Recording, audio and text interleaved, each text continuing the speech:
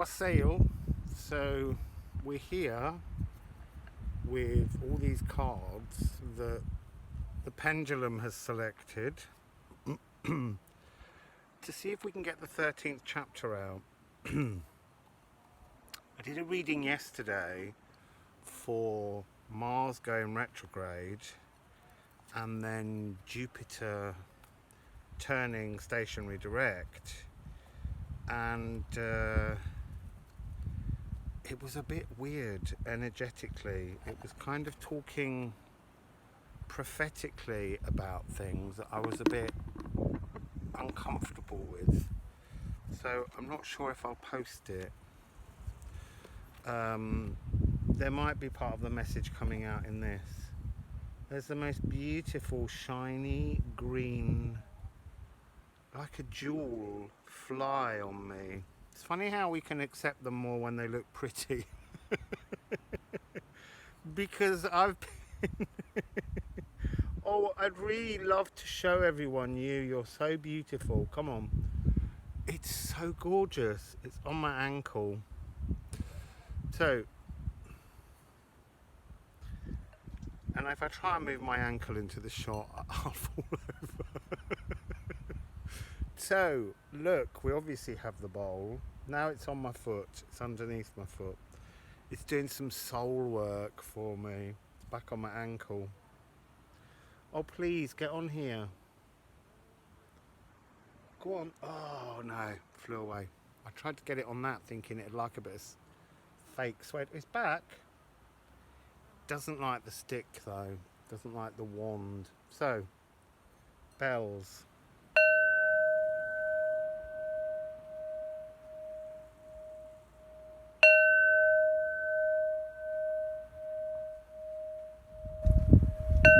Oh my god, I'm calling all the butterflies in. This is definitely the 13th.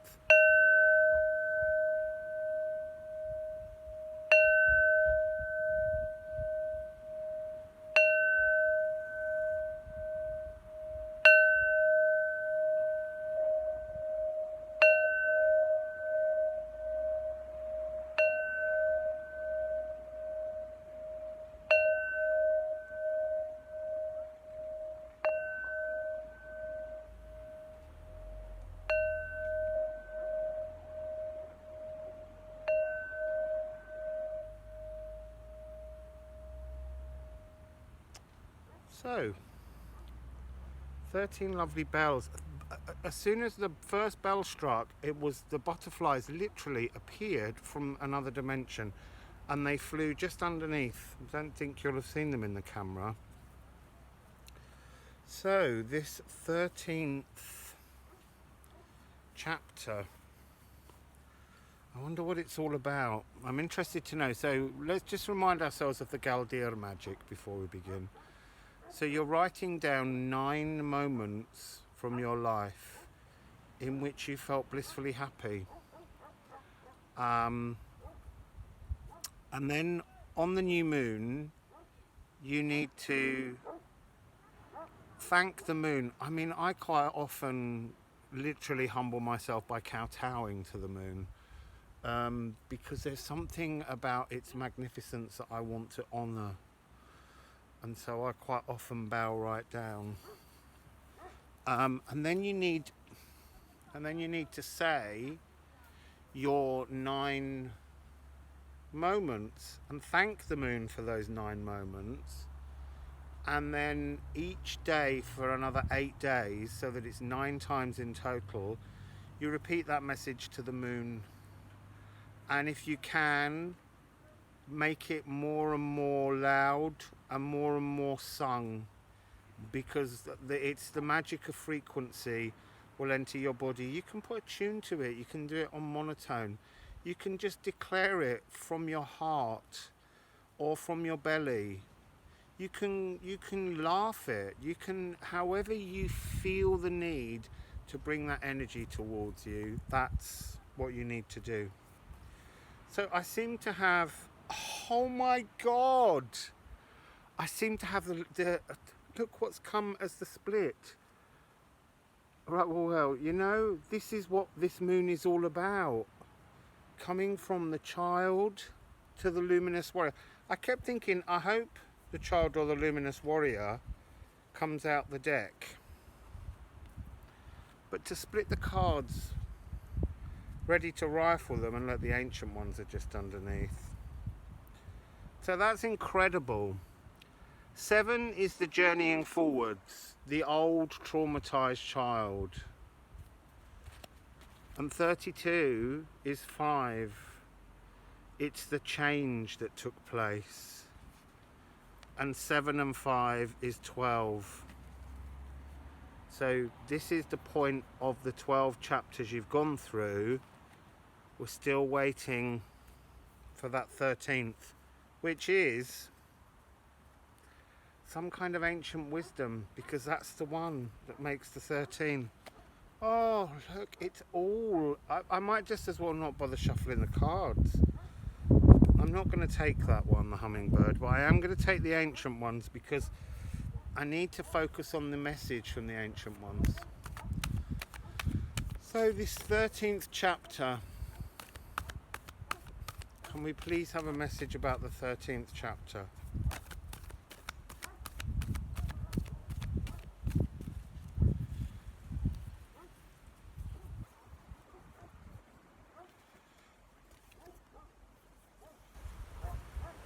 So, we've got 1, 2, 3, 4, 5, 6. We've got 6 cards. What is the 13th chapter? It's the final part of the medicine. It's the completion of the medicine. And this is an 8.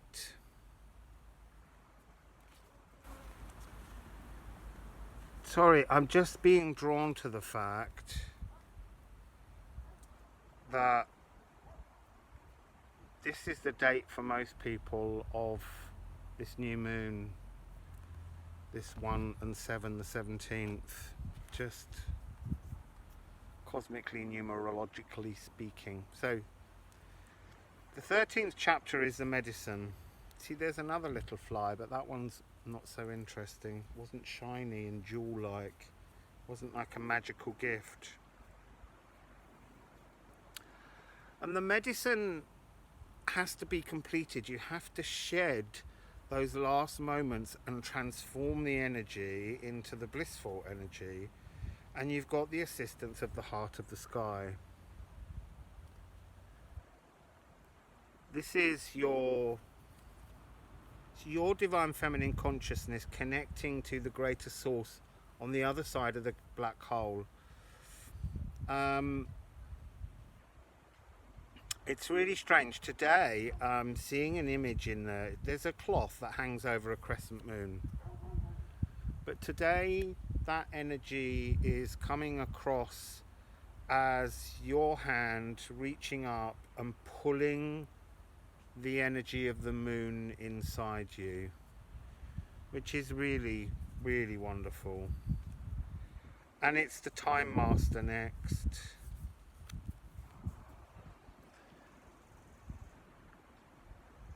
Time Master is merely marking this as a galactic kind of cosmic moment in your healing, because the Heart of the Sky and the Time Master, they're not looking at each other, and so then it's not that they're not working together, but they both have a different purpose. She's dealing with consciousness and he is dealing with molecules. He's dealing right now with the molecules in your body. Now that 3-6, the positive and negative electrons that vibrate in and out of your body in every cell, and they're doing it something like 3,600 times a second. So although we're here, we're also not here, because our cells are not here at the same time that they're here. They're merely bouncing in between, which is a really incredible concept. And those electrons have been moving since the Big Bang, since the beginning of time, since before the linear time that we have here, and they will keep moving until the end, and yet for them no time has happened. I keep speaking about this at the moment because it seems very relevant that time is that bendy. So when you choose your moment to properly heal, to accept the healing, to gift yourself with the healing, then it will happen. But if you keep doubting, if you keep allowing the old thought patterns to roll in again, then it won't happen yet. It has to be absolute trust. Don't hope that you'll get there. And I'm going to keep saying about this hope thing as well, because we all need to understand that hope is a journey with no destination. Trust means you trust you will get to the destination. To hope is open-ended. So trust in your own ability. And then we have 2-5, the holy mountain.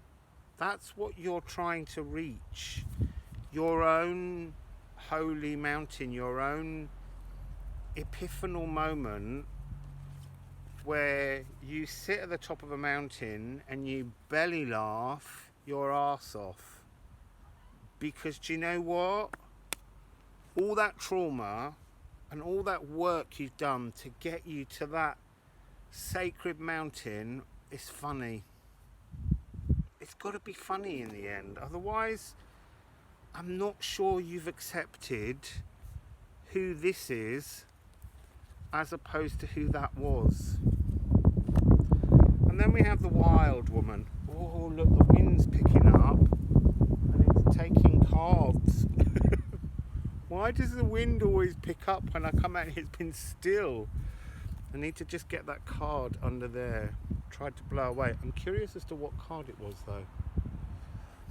Oh look, it's the Six of Voices. It's spirit helping you over this rough stuff. Always, always in there helping you.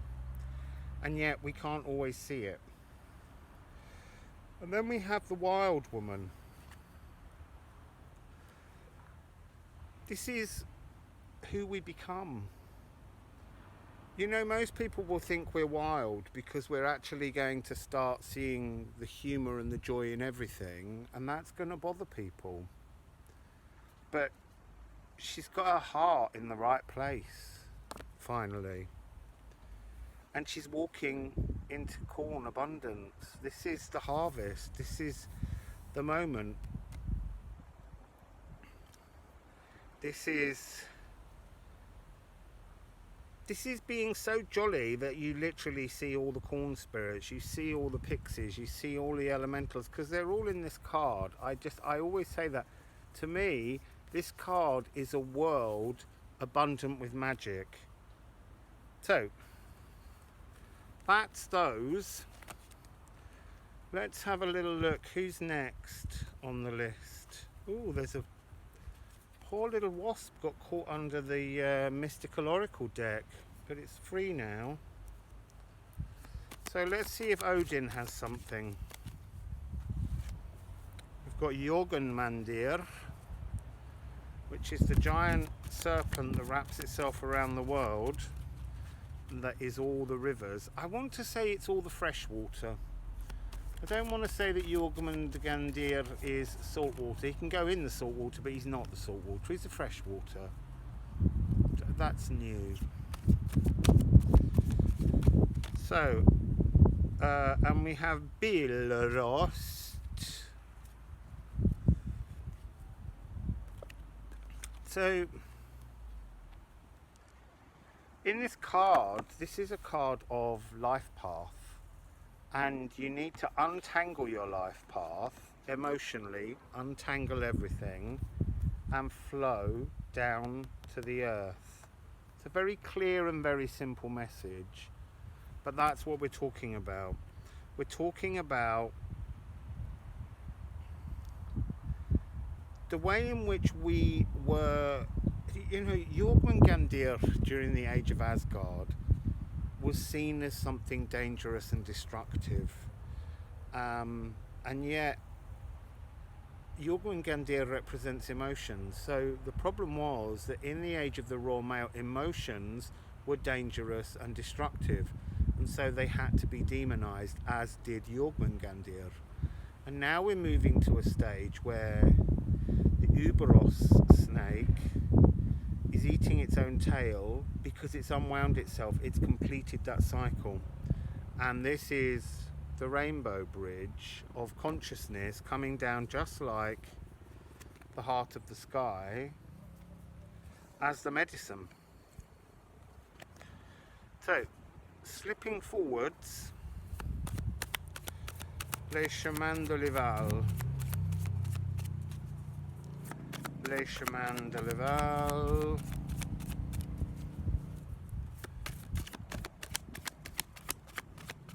That one danced very nicely. Okay, so it's la pleur, pluie.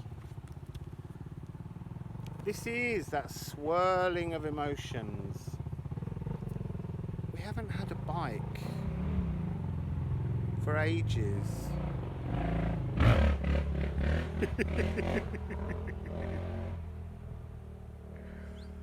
So, this is the emotions, the freeing of emotions, but these are purifying, absolutely purifying, because these are not salted waters. They don't contain the memories.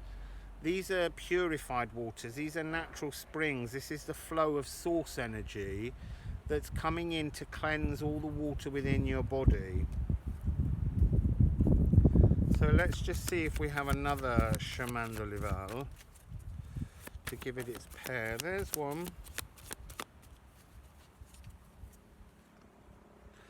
Okay, so we're being given Le Choix 13. The 13th chapter is a choice. And what's the choice? It's obvious what the choice is. Which of these do you want to carry on walking with in the rest of your life? That's the choice.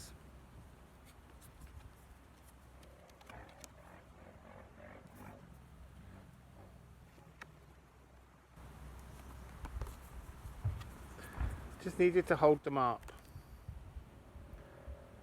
So, working with your spirit, and inside this card is a small child trapped, and inside this one is your heart free. So just, that's the choice of the 13th chapter, which is really very beautiful. So I feel like that we need to ask this deck about the child. Card 7.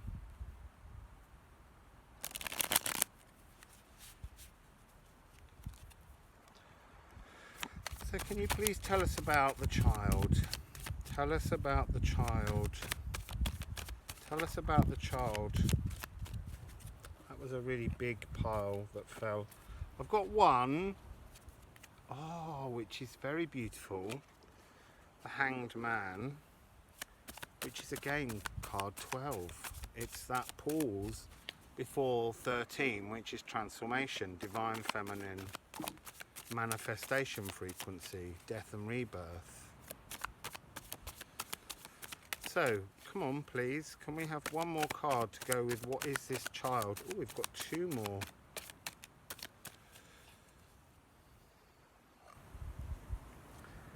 I've just realised I need to put the other cards back in the bowl to stop them blowing away.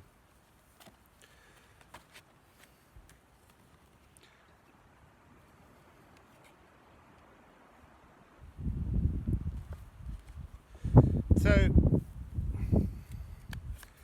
we have the Hanged Man, card 12. And this is talking about the energy of just not being able to reach down into the purified waters, because to touch the waters is to engage in all the traumatic emotions, and that brings a sense of fear. Why does it bring a sense of fear? Because these are the energies that you've been dealing with. The Devil and the Seven of Wands. Just like a lifetime of battling against the odds. The duality of confusion, the division of your molecules from your consciousness because they couldn't work together. And that sense of it just being out of your power, out of your control, this frequency. So that's what this inner child has had to battle, which if you consider it, it makes this defiance on this inner child's face so absolutely splendid and remarkable, and almost something that needs congratulating. But it is time to let that inner child grow up from all those fears. And you've got the Hermit. But this is a really interesting Hermit because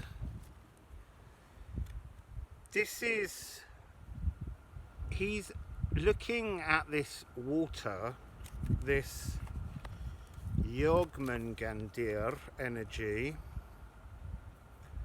and he looks deeply suspicious of it. He doesn't look like he particularly trusts the emotions, and I get that sense of him just trying to keep his light out of the water. And yet the Hanged Man is saying, plunge, plunge into the water. Don't fear the water. So can we please have a Moonology card for the child? A Moonology card for the child and this Hermit, this fearful loneliness that you don't want to engage in the water. Can we please have a Moonology card to end the child's part? No, that's two great big piles. I just wanted one Moonology card. Can we please just have one Moonology card? Can we please just have one Moonology card? Bring love into the situation. New moon in Aquarius. And that is quite important. It's not love for another, because look, it's Aquarius, it's the water bearer. This water bearer is bathing in self-love.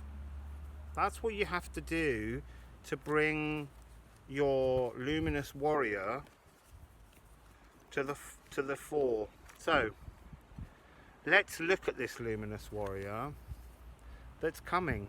This is coming. The new moon is gifting this to us real soon. Good old moon. Right, so let's ask the Muse Tarot